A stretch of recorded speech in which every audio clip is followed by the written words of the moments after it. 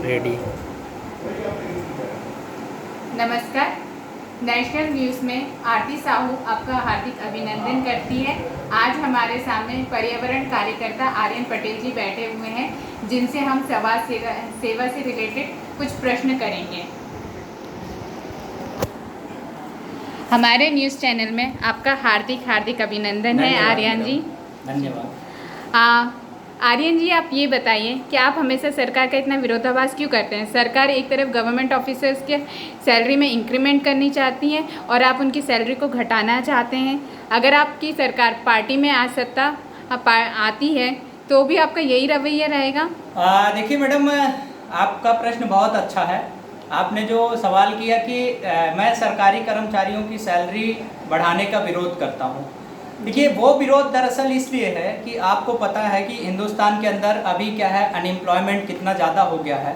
चाहे सरकार भाजपा की रही हो, चाहे सरकार कांग्रेस की रही हो। मेरी दुश्मनी या मेरी लड़ाई किसी सरकार के खिलाफ, किसी पार्टी के खिलाफ या किसी सत्ता के साथ नहीं है। मेरी लड़ाई हमेशा सिस्टम से रही है, मेरी लड़ाई हमेशा भ्रष्टाचार से रही है, मेरी लड़ाई हमेशा करप्शन के साथ रही है। मैं आप एक नेशनल न्यूज़ चैनल के एंकर हैं, एक पत्रकार हैं। अगर आज की डेट में आप देखेंगे, चाहे किसी भी ऑर्गेनाइजेशन के अंदर हो, गवर्नमेंट ऑर्गेनाइजेशन के अंदर, चाहे वो डॉक्टर्स हो, चाहे टीचर्स हो, मैं तो बात करता हूँ, इससे अभी पिछले 2 साल से स्कूल बंद है, तो सरकार की तरफ से 1 लाख रुपए 2 लाख रुपए प्रोफेसर्स को सैलरी दी जाती है। और जबकि हकीकत ये है कि वो प्रोफेसर्स गिरी से गिरी हालत में 50,000 का भी मुश्किल से काम नहीं करते हैं।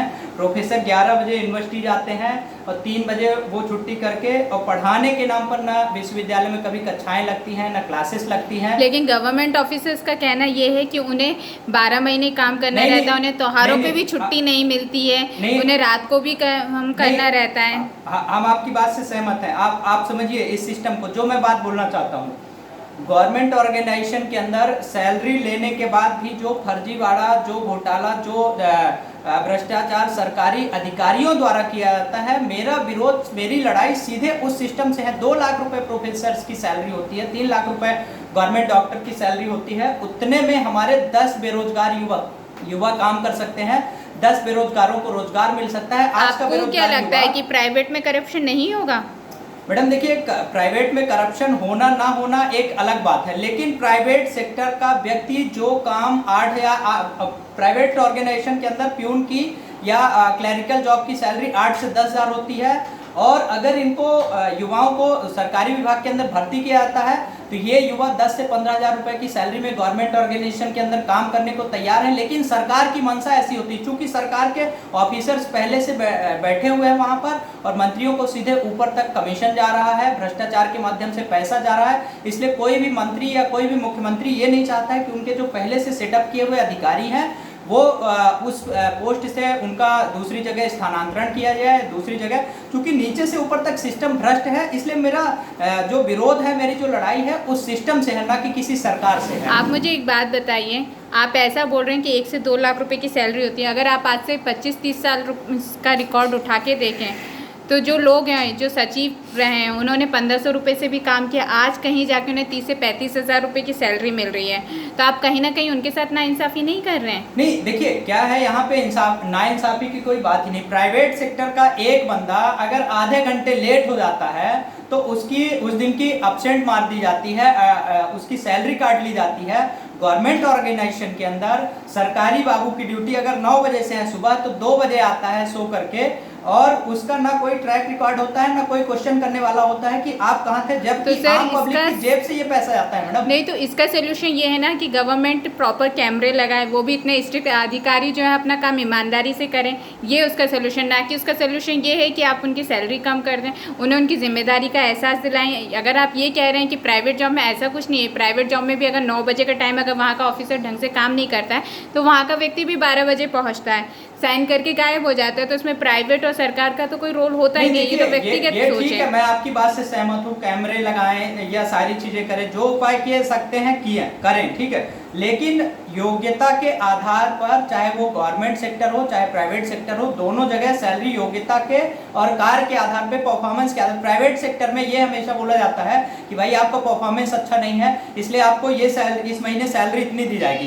गवर्नमेंट ऑर्गेनाइजेशन के अंदर 50,000 60,000 रुपए, और गवर्नमेंट को उससे कितना बेनिफिट, उसका जो बोझ होता है, उसका जो भार होता है, वो मिडिल क्लास फैमिली के ऊपर टैक्स के रूप में हमेशा आता है। आज पेट्रोल की कीमतें आप देख लीजिए आसमान छू रही हैं, डीजल की कीमतें आसमान छू रही हैं, रसोई गैस, बिजली का बिल, जो आम उपभोग की चीज़ें हैं, जो आम आदमी के उपयोग की चीज़ें हैं, उनकी कीमतें इस हद तक बढ़ा दी गई हैं कि आम आदमी की पहुंच से दूर होती जा रही है। चाहे सरकार कांग्रेस की रही हो सत्ता में, चाहे बीजेपी की रही हो, मेरी लड़ाई हमेशा सिस्टम से रही है, भ्रष्टाचार से रही है, और ये लड़ाई मेरी अनवरत जारी रहेगी। और तो मैं तो मीडिया वालों को ही बोलता हूँ, आपके चैनल के माध्यम से मीडिया वालों को ही बोलता हूँ, चाहे एबीपी न्यूज हो चाहे आज तक चैनल वाले हों, ये केवल कुछ नहीं सरकार की दलाली करते हैं। सरकार के प्रवक्ता मेरे पास अगर कोई आता है तो मैं तो ये सवाल करना लाजमी समझता हूँ कि आप बीजेपी के अगर आपकी सरकार सत्ता या पत्रकार हो, आपकी सरकार अगर सत्ता में आएगी तो आपका यही एटीट्यूड रहेगा, तो जो गवर्नमेंट ऑफिसर्स हैं वो तो आपका विरोध करेंगे,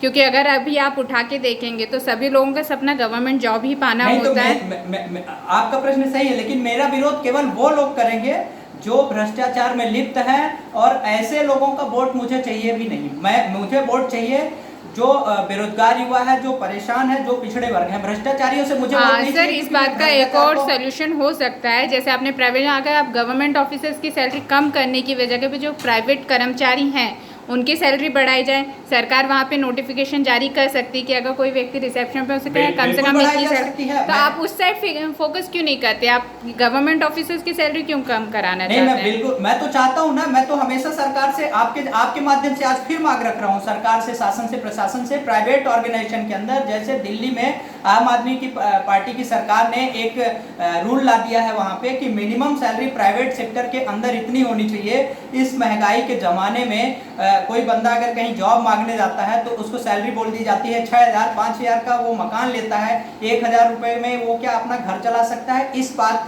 के लिए सरकार को बार बार सोचना चाहिए, और सरकार से, शासन से, प्रशासन से मैं ये मांग करता हूँ कि प्राइवेट सेक्टर के लिए ऐसी अगर गाइडलाइन बना दी जाए, ठीक है 20,000 रुपये अगर प्राइवेट ऑर्गेनाइजेशन के अंदर गाइडलाइन बना देती है तो मुझे उससे कोई तकलीफ नहीं है। आप 25,000 दे रहे हैं सरकारी विभाग के अंदर, वो सही है, लेकिन प्राइवेट के लिए जरूर गाइडलाइन ऐसी बनानी चाहिए।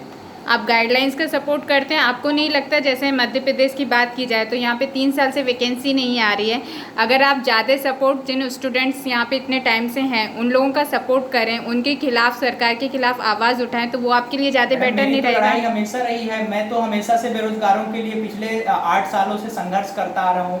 मेरी तो हमेशा सरकार से मांग रही है, मैं बिल्कुल चाहता हूँ कि वैकेंसी निकाली जानी चाहिए, लेकिन वैकेंसी निकाले कहाँ? सरकार भ्रष्टाचार में इतनी लिप्त हो गई है, मुख्यमंत्री से लेकर के मंत्री से लेकर के कलेक्टर कमिश्नर से लेकर के इतना करप्शन उनके अंदर घुस चुका है कि सरकार के पास जो पुराने एम्प्लॉई हैं उन्हीं को सैलरी देने के लिए कर्ज लेना पड़ता है। और ये कर्ज क्यों लेना पड़ता है उसका रीजन बता देता हूँ आपको। जो पैसा टैक्स का होता है वो पूरा का पूरा जो फंड होता है वो भ्रष्टाचार में सरकारी अधिकारियों के पास चला जाता है, और उसका फिर एवरेज भरने के लिए टैक्सेस बढ़ा दिए जाते हैं, पेट्रोल पर वैट बढ़ा दिया जाता है, रसोई गैस की कीमतें बढ़ा दी जाती हैं। मैं आपको 2 मिनट के लिए रोकना चाहूँगी। मैं आपसे ये पूछना चाहूँगी, जैसे एमपी से अभी छत्तीसगढ़ कुछ साल पहले ही अलग हुआ है, लेकिन छत्तीसगढ़ में प्रॉपर वैकेंसी आ रही है और हर एक स्टेट में वैकेंसी आ रही है, बट एमपी ही क्यों भ्रष्टाचार में लिप्त है? क्या दूसरी जगह पे भ्रष्टाचार नहीं है, बेरोजगारी नहीं है?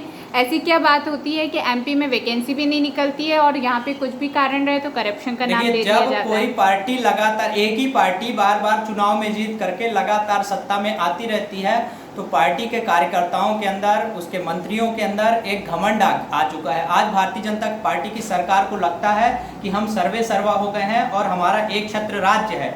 लेकिन आपके चैनल के माध्यम से बोलना चाहता हूँ कि ये जो माननीय मुख्यमंत्री जी बहुत अच्छे व्यक्ति हैं, मैं उनका व्यक्तिगत बहुत बड़ा फैन हूँ, बहुत बड़ा सपोर्ट करता हूँ, लेकिन आपके चैनल के माध्यम से सरकार को, प्रदेश के जो मुखिया हैं उनको बताना चाहता हूँ कि जितने भी सरकारी अधिकारी हैं, चाहे आईएएस से लेकर के और नीचे लेवल के जितने क्लरिकल, जितने बाबू हैं, वो सब भ्रष्टाचार में लगे हुए हैं।